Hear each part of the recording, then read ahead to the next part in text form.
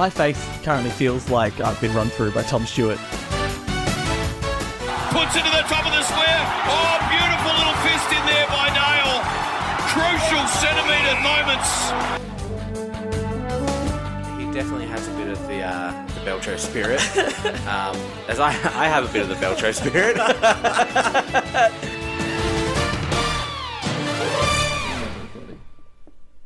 Hello everyone and welcome to the Back Pocket Podcast, a podcast that is allowed to record this week because we've kicked a lot of goals and we're a really nice bloke. Really nice. My name's Alistair.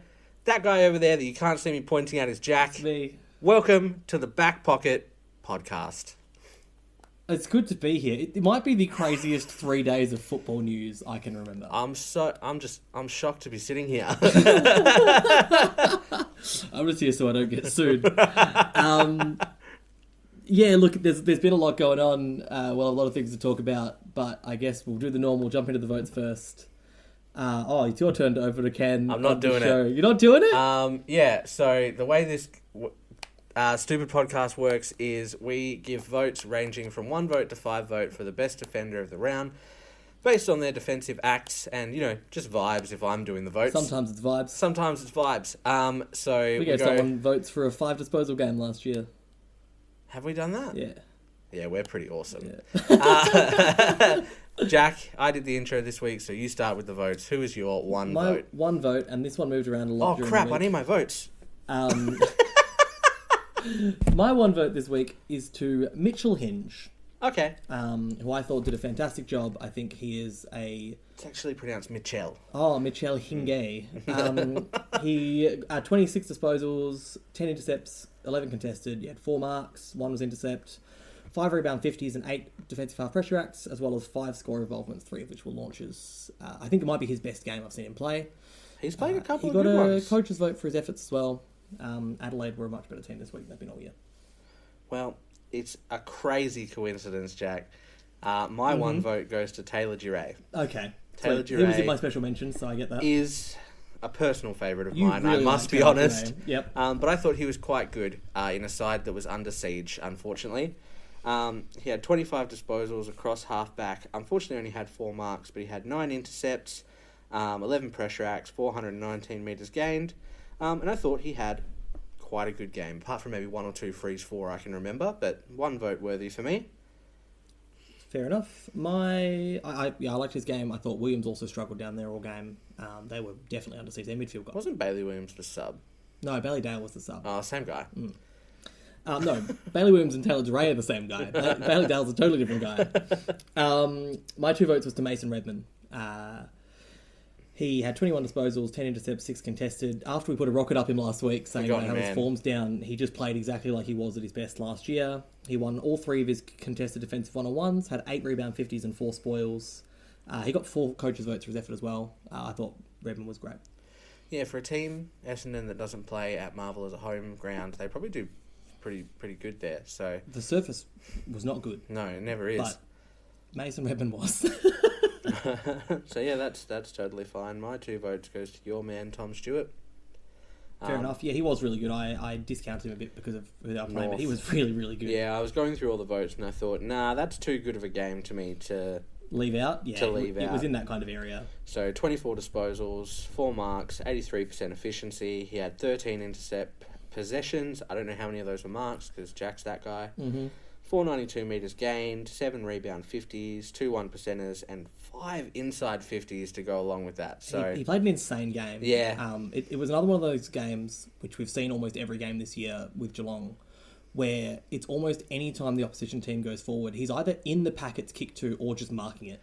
I don't know if you can see the heat map from there, but he has literally lines in each quarter of the ground where he has stopped the ball. Crazy. Yeah. He's just a very good footballer, isn't he? So that's, totally fair. My 3 votes was to Dan Houston. Okay. Who I thought was great. One of the only players who seemed like he wanted the ball to move in that game. He had 27 disposals, 8 of which were intercepts, 4 contested. He had 1 spoil as well, which is always nice to see as a medium to small defender. 6 rebound 50s, 6 defensive half pressure acts, and a massive 740 metres gained. Got to be one of the biggest for the round, right? Yeah, it was huge. He was really, really good. So Yeah, I've got no problem with Dan Houston. He's not in my votes, though. It's crazy. We've gone completely different for a change. Yeah, I wonder how that'll stay. My 3 votes is to Lockie Ash from the Greater Western Sydney Giants. Was also very good. Not in your votes? Not in my votes. So he and Buckley were both in my special mentions for the way they covered for Taylor being out for most of that game. I think potentially they don't win that game without Lockie Ash. Whitfield was also good, but more around the ground. Whitfield was one of the players that was fighting for my 1 vote spot that didn't quite get in. Lockie Ash had 26 disposals, 9 marks, 92% defensive half, 88% efficiency. He had 9 intercept possessions, 10 pressure acts, 400 metres gained, a few 1%ers to go with it, and a slew of inside and rebound 50s. So I thought he was quite It's a pretty good game for someone who is only getting better with time. He's only 22, Lockie Ash. Crazy, yeah. I've seen a few people putting him very high in that redraft, which I disagree with, but I think he's getting there. I think he's getting to the point where he's one of the better players from that draft year, which was a pretty good draft year. My 4 votes was to Harris Andrews. Same? Sweet. All right. We caught up eventually.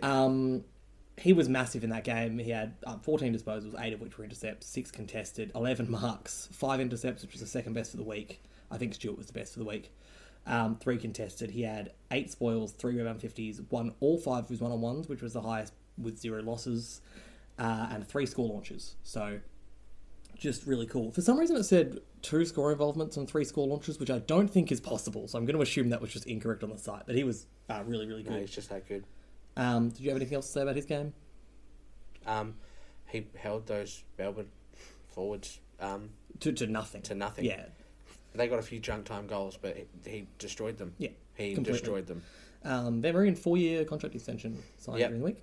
Imagine getting, pants like that and then signing a massive contract extension. Give My your 5 votes is to, I think no one's going to be surprised, Alex Pearce. Same here. Defensive beast. Yeah, he's if you having wanna a great roll- season, isn't he? You could roll those stats off I if you can want. roll those stats off for you if you want. So Alex Pearce, he's 28 years old. He's got a lot of hair. Is that what you want? 20 disposals, 4 marks, 70% disposal efficiency, which doesn't matter for him. 13 intercept possessions, which is, again, one of the highest in the round. Was the highest, yeah. 6 pressure acts, 325 metres gained for a key, 6 1%ers, 8 rebound 50s, and I'm sure Jack has all the other contested stats. He that we was all love. involved in 11 contested defensive one-on-ones and won 9 of them. Dixon even came out in the media the day after and was just like, he beat me. It was he still kicked, he kicked 2 goals. He had a moment which got blown up a bit the next day in the media where he was having a bit of an argument with Ken Hinkley, and apparently that was Hinkley saying Dixon wasn't playing well, and Dixon just being like, I don't think you understand how well Pearce is playing. So like credit to Pearce for just putting together a ridiculous performance again. Yeah, and I mean, to be honest, that's probably the 2nd or 3rd time Charlie Dixon's just been manhandled this year, so maybe that's just a sign of the times, but Alex Pearce is on a roll. I think last year we saw him have a few really, really good games, showing why he's captain of that club. But he's really come into form this year. I'd say he's probably at this point All-Australian key back, right? I think he'd be, especially Sam Taylor missing that bit. It's those two and then distance. Yeah. And Pearce would be the man at the moment, I think, which is incredible. Sam Taylor's only going to miss maybe 1 we 2 knew games. So he was that good. It's just nice to see him injury-free and playing at his absolute best. And leading from the front as a captain. So, leading from the back, I guess, is the correct for him. My honourable mentions, we mentioned Whitfield, Buckley, Luke Ryan again, very good as always. Aaliyah this week was quite good, I thought. Sam Collins was really, really good. Yes, he got coaches' votes as well, I think. He did, he got 4 coaches' votes. I love seeing him in the coaches' votes, makes me happy. Mac Andrew got 2 as well. Sorry. It's okay. There's a very energetic really cat behind us. Mac Andrew as well, 2 coaches' votes. He belted Chol. It was almost embarrassing. Yeah, well, we know about Chol. How much Andrews beat Chol. I figured this week I would run you through a little, just so people don't feel like they're missed out. It's not really a new segment. Just quick thoughts on each game. Brisbane, Melbourne. Oh, yeah. All right, we'll do quick thoughts on each game. Brisbane, Melbourne. Geez, Melbourne, get a forward line. Yeah, absolutely. It's fun, I can do this. Bulldogs, Essendon. Geez, Bulldogs. Get a coach. What the hell is going on? Yeah, that was incredible. Do you know Western Kilda? Boy, GWS, that doesn't look great on your resume. That last quarter was very bad. You let a team kick 6 goals for the game and then 6 in a row to end it. Carlton Adelaide. Find someone to tag Ben Keys. What are you doing? Yeah, it's one of those. It's the third game in a row with Adelaide and Tom Stewart, and being like, don't get beaten by what you know. Carlton and Ben Keys is a please do not get beaten by what you know. 3 times they sent him to Adam Sard and he's run him ragged. So Keys loves playing Carlton. Gold Coast Hawthorn. Did anyone watch this game? Yeah, unfortunately. Yeah, didn't like it. I think we're going to see Gold Coast doing that to weaker teams up there this year and probably in the future a lot. Because the conditions are different. If you're not a good team, they're going to pump you. Port Adelaide Fremantle. Fremantle need to learn how to win without strangling a side. They need to score. Geelong North Melbourne. Did anyone watch this game? You did. I sure did. I had a nap the whole way through. Yes, it was not a good game. West Coast Richmond. Yay! Whoa, West Coast. Let's fucking go. My real answer is, Richmond's injuries are bad. Richmond's is bad. It's like over 1,000 games. It's probably some of the most experienced players. And when you lose your midfield like that, and Dustin Martin's playing like he doesn't want to be there, what do you expect? Yeah, like they've had it's been really cool watching some of the young players perform, but it's one of the worst injury-stricken teams I've ever seen. It's a good thing they have the bye this week, but they won't get as many players back as they'd like. No, I don't think so. My terrible headline for the week... That's not a bad segment. I didn't mind that. ...is North going south. 1 win from 26 games is bad. It's really bad. Who was it against? West Coast? Gold Coast in Tasmania last year. Oh, poor Gold Coast. Round 23, last game of the year. That's why North missed out on Harley Reid. That's unfortunate. Pops and flops. Oh, Pops, West Coast. Pops, West Coast. That's my number 1 pop. / Harley Reid. Bang. Did we do Harley Reid again last week? I thought about it again this week. I was like, it's there. My number 2 pop was... Now, I tweeted about this today. I think it got lost in North being murdered, because a lot of people would have turned off by the time it happened. But Paul Curtis's Don't Argue on Parfitt was awesome. Didn't even see it. Like, Parfitt's a big boy, and probably the best tackler in Geelong's team. Paul Curtis, off the ground, Don't Argue Parfitt onto his arse. Paul Curtis is weirdly strong. I'm a big fan of Paul Curtis. I forgot his name the other day, admittedly, when I was kicking the footy. I was like, and North's got that other forward who I really like. And I was sitting there, I was like, he's got like a half sleeve tattoo on his forearm. It doesn't go the whole way up. I was like, he's a really good goal sneak. I think he's averaging about 2 games a year. Just didn't come to me. Then I'm sitting on the couch and I messaged him. I was like, it's Paul Curtis. They've got a range of those little small forwards popping up with Ford's Curtis, I think medium as well. He's Drury. Taller than he looks. Yeah, tall. Hopefully Drury can pull it together. Last year he played his first good game and then slid. And my other pop was Sam Durham. He should be in the midfield. Durham. Their midfield needs to be Durham, Perkins, Merritt. Anything else is unbalanced. Parish. Caldwell can slide through. Parish can slide through. Those 3 are the primo 3, I think. They look their best. Parish needs to find a second another position. Potentially, yeah. If your mid-season draft midfielder is killing it in the midfield and you are on a 6-year contract and you're sputting it up. Not great. I mean, they did win, so... So we've got, I guess, what are your other pops going to be? Is it West Coast and / Harley Reid? What are other good things this week? Good things this week. Ben Keys, I guess. Ben Keys, yeah, popped. Good job, Ben Keys. That's one of the best games you'll ever play.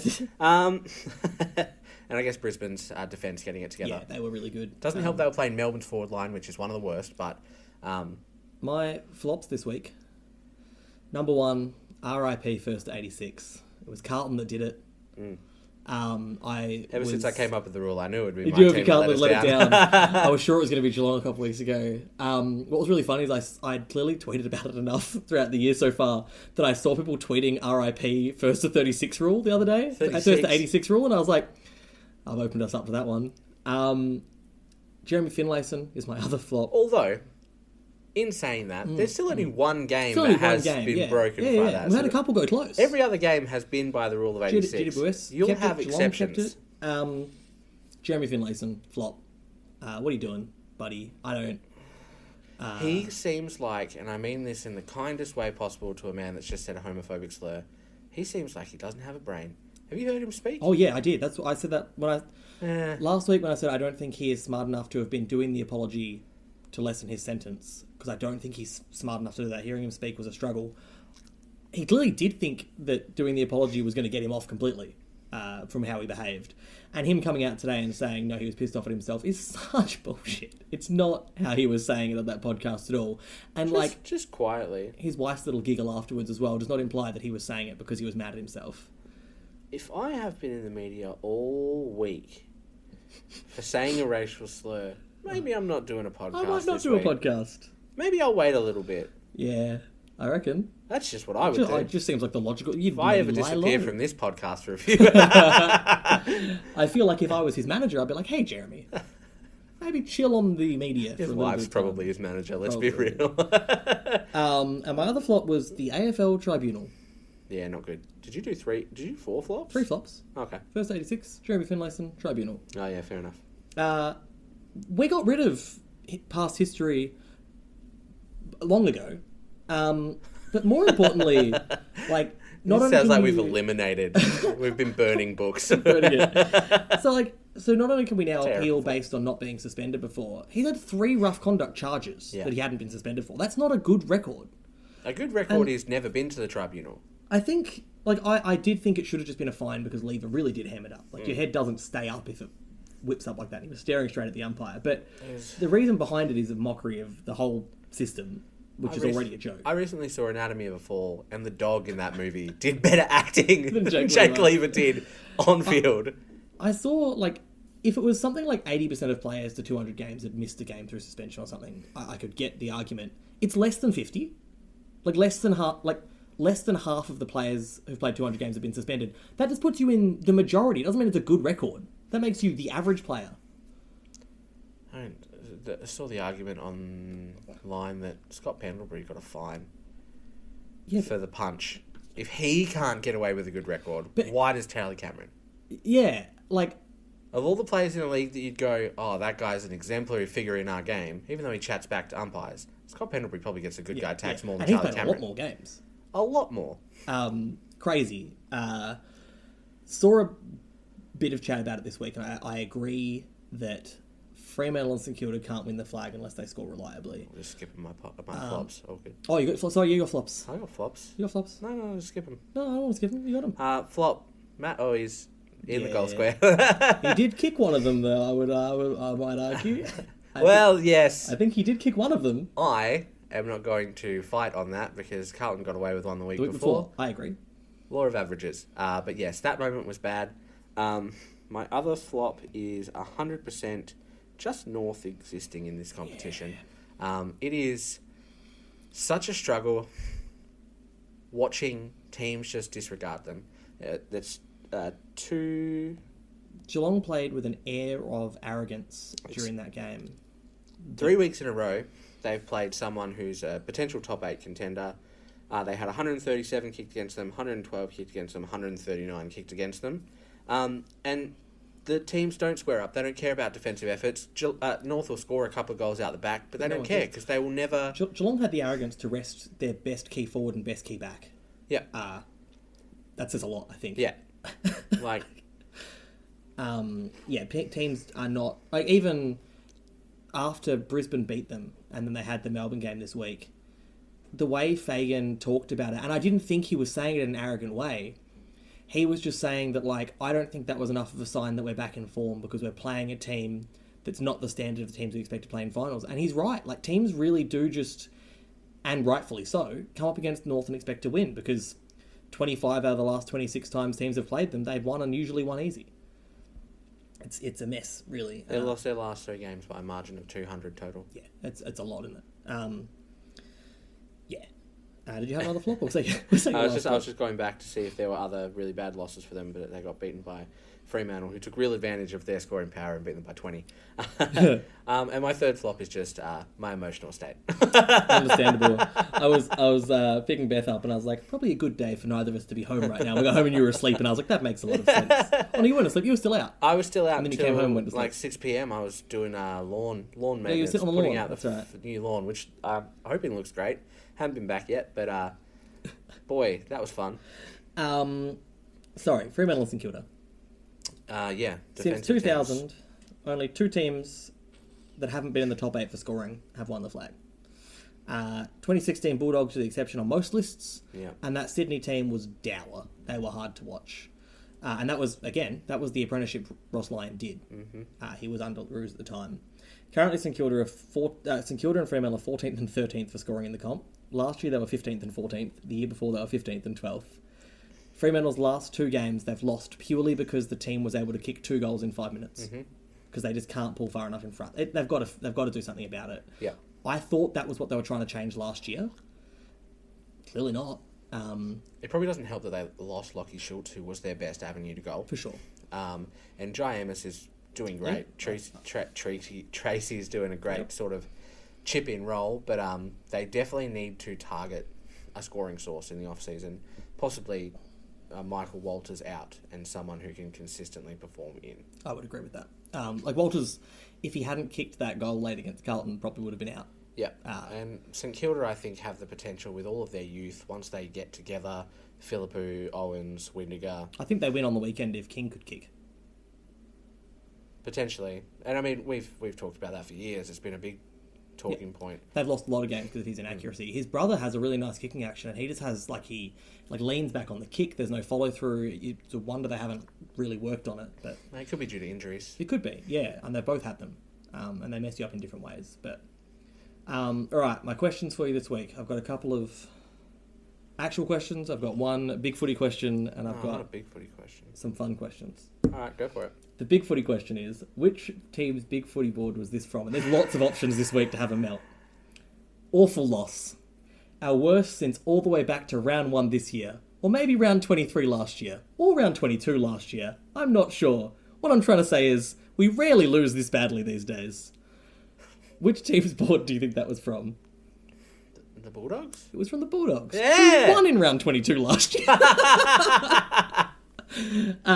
Anyway, I thought that was really funny. It was such a, they couldn't even be... Like a whimsical properly upset. mad. Yeah. They were just like, we suck. They just got online, they went, we suck, don't we? And everyone was like, yeah. Even though you're wrong about those dates, you're still right. How many career Brownlow votes does Nick Vlosten have? Ooh, 12. 8. Ah. His most was in 2019 thanks to a 3-vote game in round 6 against Melbourne. Well, he's guaranteed himself a 3 this year. I would like to hope so. In that game, it was a weird trio of Vlosten, Lambert and Hawley who got the votes for that game. I can see it happening. Kane Lambert was a weird unit that Yeah, completely but turned it on for they a kept game. Melbourne to 40 points, so I can understand why their back half and wings got votes in Yeah. that game. And another Brownlow-related question related to this podcast specifically, who has more career Brownlow votes, Scarlett or Silvani? Would have to be Scarlett. It's not. It's Silvani. Really? Comfortably. I guess there were games where he would go up forward So and kick here's 7 the goals. thing, and that's what I thought. He has 69 to Scarlett's 31, which is a massive Nice. difference. Nice. And I thought when I They've was got looking up, 100 between them. I was like, surely Sauce has got most of those playing forward. The years he kicked less than 15 goals were his highest polling seasons. It was one of the greats. He was so just dominant. I just assume... I mean, Matthew Scarlett was a little dirty as well. So, He was a prick. But I just feel like... Jordan Clark will tell you. Every footage you see of Silvani, if he hasn't won the mark or a free it was kick, so clean. he's screaming. Yeah. He's screaming at him. Some players can yell at the umpires like that and still get the votes, and it's amazing. Yeah. Because some players, they'll just say one or two things to the umpire for the game, and you'll be like, how did they not get votes? And you're like, oh, they just pissed off the umpire a little bit. And now the segment just for you. Oh, no. And this one might go for a little bit, but you can give the quickest answer you want if you like. I've written my answers down, but I did do them off the top of my head, so I didn't do like a think about it one. But which Pokemon would make the best mascot for each team? That's too many teams. I've got them here. It's all right. We'll run through them. Some are easy, like the first one, Adelaide. Adelaide's a crow Pokemon. Yeah. Corviknight, I guess. Corviknight. I thought that was cool. I said Murkrow. This is a really weird bit. It is a weird bit. If anyone wants to skip forward for about a minute. You know who'd like this bit? Riley Beveridge would like this bit. Yeah, you reckon? You should Oh, tag alright, him I on will. Twitter. Brisbane. Pyroar. I thought Pyro, but I went with Luxray. Because I like the blue. Pyroar's red. Pyro's red. Well, we're both. Brisbane we're both. Alright. Carlton. That was one of the harder ones, I thought. Um, They are blue. trying to think of a Pokemon that's just permanently depressed. I got no clue. I said Greninja. Okay. Because I just rolled off the Captain Carlton idea.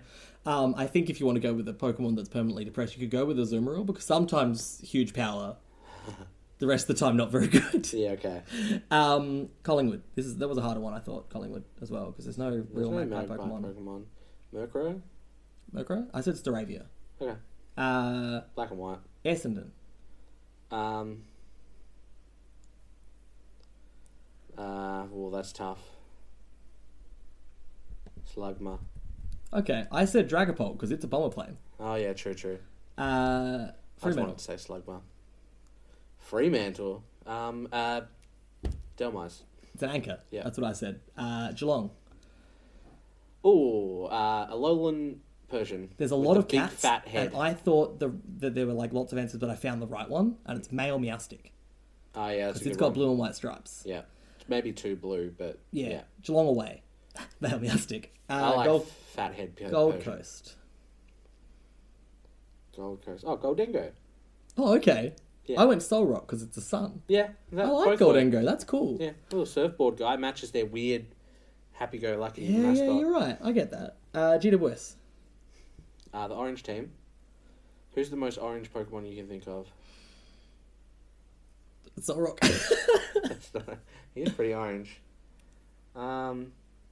Giant. Yeah, that's what I went for. I guess even though he's not orange, maybe like Golurk. I said Golurk. Yeah, cool. But I also said Regigigas Yeah. because he's big. I'm not giving a team a legend. But that's why I also said Golurk. So I'm glad you went that. It's a fun bit, but this is going to be the worst listing for It's people who going to be don't know skippable. Pokemon. Hawthorn. Braviary. Good call. I said Hawlucha. Yeah, both work. Melbourne. Impidimp. Oh yeah, that's a good choice. The little one. I said Gengar.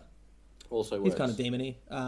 I think Houndoom also works because that's a good Hellhound. North Melbourne's pretty obvious. Kangaskhan. It's Kangaskhan. There's one kangaroo Pokemon.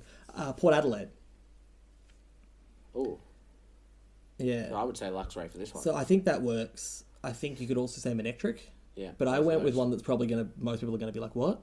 I went with Xurkitree Nah. because there's power chords. Ultra Beast start counting. All right. Manectric then. Richmond. Is there a tiger Pokemon? There's one, but it's a Raikou. legendary. Yeah. So I just went with the closest thing. And I said Arcanine. Yeah, I guess so. That's tigerish. It's dog. It's a tiger stripy dog. St Kilda. You could do Liepard as well, although it's Oh wrong yeah, colours. you can do like that. A saint Pokemon, huh?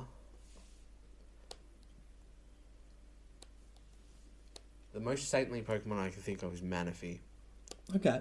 but I have no idea for St. Well, I said Shedinja because it's got a little halo. Ah. Is there anything with Is Shuckle? that meta? They're Shuckle, based on their recent Ross Lyon history. Oh, massive defense. Yeah. Nothing else. Yep, they're Shuckle. And red and white. That's their Shuckle. Sydney's easy, I guess. Swanna. Is one Swan Pokemon. West Coast. I see Braviary Braviary's works already been here used. too, but if I've used Braviary, I'm just gonna go with Mandibuzz because they are dead. I said Fearow. That also works. Bulldogs. Oh, there's more teams. There's 2 teams. Well, one. Is there a really ugly dog Pokemon? There sure is. Mastiff. Oh, I said Granbull, but Mastiff also works. Yeah. Oh, Granbull works better actually. Bonus round, probably hard mode, Tasmania. Tasmania. Devil. I know we used Impidimp, but you could use Grimmsnarl. Well, I went more like Tasmanian Devil, and I went Gibble. It's got a little munchy head. Yeah, he's cool. What about University? University. Mr. Mime. Ew. This is a stupid bit. Well, it's over now. How long did that go for? I 5 don't minutes? know. I don't think it went for 5 minutes. Maybe it did. Podcast only got 28 minutes. That can't have gone for 5. You gotta put this on YouTube. You should fucking put the Pokemon up on screen. Put the Pokemon up on screen? I'm not doing that. I've got a job. Maybe. For how much longer? This week's games. Game of the week. I don't know what games are this week. St Kilda Bulldogs. I think my heart wants to say GWS Carlton, but with the injuries, could it be? My game of the week is Collingwood Port in Melbourne, I think. But I think I'm more interested in Adelaide versus Essendon. If Adelaide win that comfortably, does it just bring all the teams around Essendon down? Essendon beat the Bulldogs and St Kilda. If Adelaide lose that, are they just really good against Carlton? Yeah, that's the question, right? Yeah. If the Adelaide and Essendon that showed up last week show up, it could be a really good game. If the Adelaide and Essendon that showed up the week before show up, it could be one of the worst games you've ever seen. Being at Adelaide Oval doesn't help. No, but Adelaide haven't won the Adelaide Oval yet this year. When do you think the last time they played Essendon at Adelaide Oval was? 2019. It was 2020. COVID. It's been 4 years since they played there, so... I saw so this is a throwback to the news that was the day the last episode came out, but I saw Sydney re-signing Errol Goulden described as, by a news organisation, a signing coup. And I want to know if it's a signing coup to sign one of your own players in round 5 who's been involved with your club since he was 11 years old. Is that a coup? When another team has offered him $1 million plus a The other year team's at Adelaide. 10 years, that's your life. The other team's Adelaide. Still, that's your entire life set up. But I don't think it's a coup. If I was playing for Carlton, my childhood club, and another club said, "Hey, buddy, 10 years to come live in Adelaide, and we'll pay you $1.2 million a year." The rent's so much cheaper in Adelaide. I would go, yeah, probably. I get it, but I don't think it's a coup. I don't know. It's just words. Credit where it's due. They call everyone a star in the media. We gave him a lot of shit earlier in the year. Darcy Moore now has the most spoils in the comp for the season. Oh, there you go. I didn't want to say it last week until everyone else had played 5 games, but they now have, and he's still in the lead, so I guess he's pulled his shit together. He's still not as good as last year, but that's because Frampton's not as good as Nathan Murphy. So yeah, R.I.P. Nathan Murphy. R.I.P. I saw some stuff about Collingwood setting up a fund for him in retirement just because of the right way he went out, which I think was really cool. Basically, if signed him to an extra year at $500K, so if he did retire, he was set up. Yeah, really, really good stuff. For a team that fucked up their list management for 4 or 5 years. They seem to have a lot of stuff going right at the moment. Yeah. That's good for him. I don't know if I have any other notes for this week. It was a weird week of football. Like, a lot happened, but I didn't have much to talk about from the games. Do you know what I mean? I got nothing. I was too mad to watch football. Butters, Crouch, weird. Yeah. Don't understand how they're different. Most players don't understand how they're different. Nope. Michael Christian's argument didn't make sense, so that's cool. None of the arguments make sense. Like it's just a raffle. The AFL's a mess. It's crazy that we managed to have such a enjoyable sport when everything around it is horribly run. It's part of the appeal. It's part of the appeal, right? It's chaos. You get your Fremantle Carlton episodes last week, but then you get your 5 close matches in a row this week. So it was really good. It was a shame that, West Coast winning made it fine that game was a big win, because it was West Coast winning for a change. But it was a shame that we rolled around to Sunday. And Sunday's the doomed slot. 2 games that just weren't contests. What are the Sunday games this week? This week, we have Swans Suns and Roos Hawks. Well, Roos Hawks could be good, but I wouldn't show up for either of those games. Yeah, it's a great question of how that game's going to go. Is that the Roos' best chance for a win? Because Hawthorn managed their best midfielder to have 14 disposals on the weekend. I think it was an all-time low. If Gold Coast play with any of the semblance that West Coast did against Sydney, or... Sydney lost to Richmond. That midfield game where they stopped them getting that easy ball, which I believe Gold Coast are capable of. They sure are. Their midfield's phenomenal. Could be a good game, but I don't know. Weird tribunal challenge from them this week. Was it Lemons? Did they need him? Did they need... Was it... Maybe with the fact that they... And, you go to bat for all your players. Yeah, for sure. Like, personally, I think Carlton could have got in for Lockie Fogarty, but he broke his hand, so there's no point. Yeah. I was shocked Adelaide didn't challenge. Getting 4 weeks down to 3 or 2 could help their VFL side. And if they need him for depth... Yeah. I just think that their midfield's going so well at the moment. They've brought in Graham and Closey, who are on fire. Closey's had one of the best starts to a career I've seen from a player. I mean, it helps that he's around Miller and Rowell and Anderson. Yeah, easy to get the ball when they're handing it to you, right? R.I.P. Ratkins. R.I.P. Sexton, I think. I think they might be D-list targets. But that's part of the thing. They could come back throughout the year. This is Dimmer's year to really assess everyone in the team. Yep. Sean Lemons played 11 games last year, 20 the year before, 21 the year before that. So I definitely think there's... He had 11 last year. I guess that still means he is depth, right, if they need players. So, yeah, good for him. But yeah, I think on the weekend I was surprised with Adelaide, but it was what we expected them to look like this year, I think, more than a shock. Just need to see whether it's a one-off. GWS just dropping that last quarter against St Kilda was really weird. Hawthorn, I thought their midfield was their good bit of what was left of their team, so seeing them get bashed like that was horrible. Jeremy Cameron's a freak, I think, is another takeaway from the weekend. We don't talk about the forwards much, but he is a freak. Harley Reid is also a freak. Him pushing off players like that Incredible. at 18 is wild. They've only been tracking it for, I think, less than 10 years, but he's got the highest amount of broken tackles in 5 rounds of an AFL season. If there's a record for the most in a season, he will get it in his first year. He's going to smash it. He's just so strong. You see so many players come through that are that kind of player who are high draft picks, and they take 2 or 3 years to play like that because it's different playing against 18-year-olds playing against men. Like Dustin Martin took a few years to come on and those kinds of players. But he's just there. He's just it already. Petrarca's another example. But Reid's just ready. It's wild. So it'll be interesting to see how good he can become. Their waffle team broke the drought against our waffle team, which has made it very sad. They hadn't won in like 620-something days. Went through all of last year without a win. And then knock off the reigning premier. That's huge, especially after how abysmal they looked the week before. So that's cool. Oh, I didn't see the full score, but yeah. They held on basically at the end. It was really good. Good stuff. West Coast. Will the Derby be any good this week? Probably not. I'm not holding out hope. They're always weird, though. Yeah, that one last year, unless West Coast had nothing on the bench at the end of the game, they were in it until 3/4 time. So you never know with a Derby.